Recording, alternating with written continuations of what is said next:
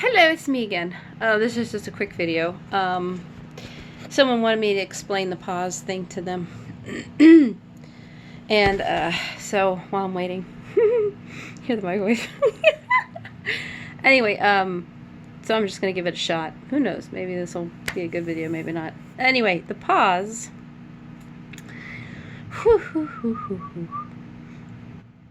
The pause is when something doesn't make sense. If you're listening to someone and they use a word incorrectly or mispronounce it, or add something up wrong, whatever. The point is, whenever you hear something that doesn't make sense, it kind of catches you off guard.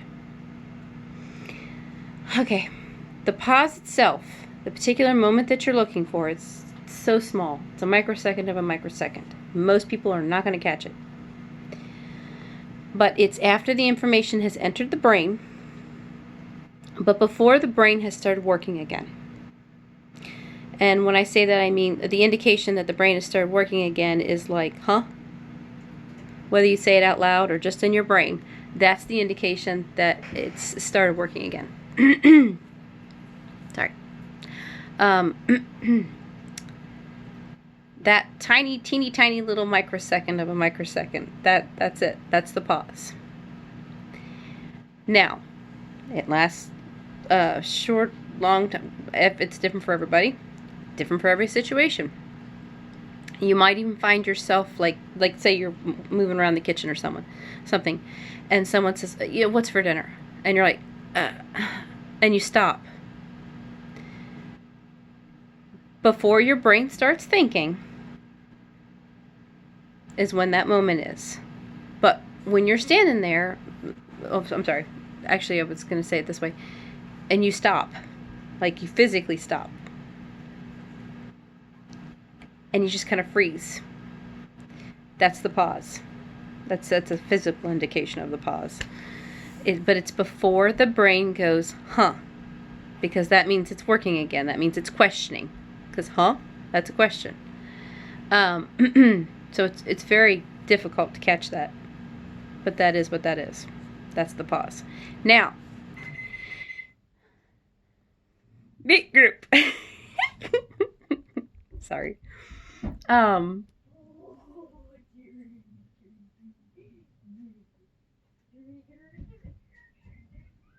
Noise box out in the hallway.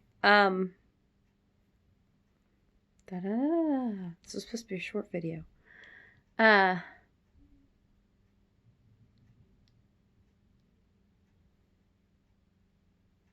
Toby got himself comfortable again after I kicked him off the bed. What was I saying?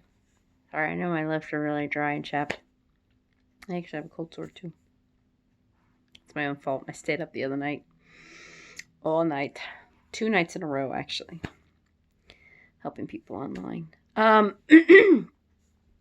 Anyway, what was I saying? The pause. Something about the pause. What was I saying? Oh, yeah. So there's 2 different types of depression. There's the emotional, there's the functional. The emotional is the more teary-eyed, staring, sad. It's more emotional looking. And the functional is more, people hate this when I say this, but it's like a robot.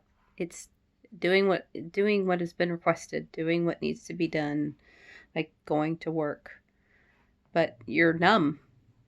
You're kind of detached and numb. But you're still doing things. But not with, it's like surviving instead of living type thing. And that's what I call more functional depression. Even though it should be the opposite. But anyway. If you could remove emotion, what you're feeling with emotional depression, if you could remove feeling, you would be left with just the pause. If you have the functional depression, if you could remove the numbness, because it is kind of towards the more negative side, again, that would be the pause. Depression is the pause frozen. Something does not make sense, and it's frozen. Anyway, that's enough for now. And boy, are my lips chapped. I just realized that. Like, in the other video, the lighting, I don't know if it's done. Anyway, bye-bye.